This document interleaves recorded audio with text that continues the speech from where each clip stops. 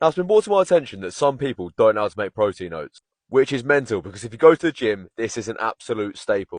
It's got everything you need and it's super versatile. You can make it in any flavour, chuck anything on top, and can be anything from a breakfast to a pre-workout meal to even as far as a sweet treat, I'd say. Step one is weigh out your oats and put in just enough water to cover them, and then put them in the microwave for 1 minute. Yeah, nice one, Obed. Missed the button there. And now, whilst that cooks, grab yourself your mug. No, not you, dickhead. Cool top though, mate. Very nice. Anyway, zero that off on your scale. We don't like to waste any time.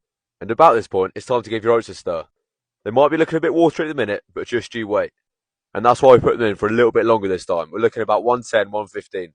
We're looking for a balance between creamy and cakey, and we'll get that, don't you worry. And this is where the magic of the protein oats come in. You can basically make it any flavour you like, and then match that with the topping. So for me, I like it chocolatey. I've gone chocolate brownie way, and now stick some dark chocolate on top. Now the measurements are half the weight of your oats in protein powder.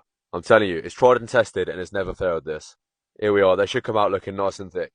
Take that out and give those a little stir, and then slowly add water to your protein to make a lovely little paste. Now have a play with this and see what works for you.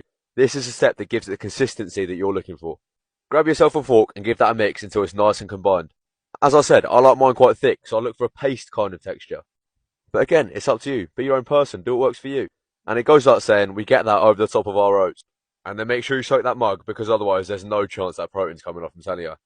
It becomes an absolute mission. But now that's done, we're almost there, so give that all a mix. It should combine relatively easily and be looking nice and creamy. It's starting to take shape, people. Stay with us now. And now it's combined, you can put on your toppings of choice. Now look, I like to keep mine whole foods based, so that's why I've gone dark choc. But don't be afraid to get creative with it. Put on fruit, maybe a bit of Biscoff spread I've seen people do. But for me, this works perfectly. The top looks lovely. Once you've got your toppings of choice on, get it back in the microwave for the final time. Just a minute this time to make sure that everything's combined. And for me, it melts that dark chocolate beautifully. I mean, just look at this. Give that a spread over the top so it looks pretty for the Instagram. And then you're good to go. Dig in. Enjoy, people, because it is a work of art.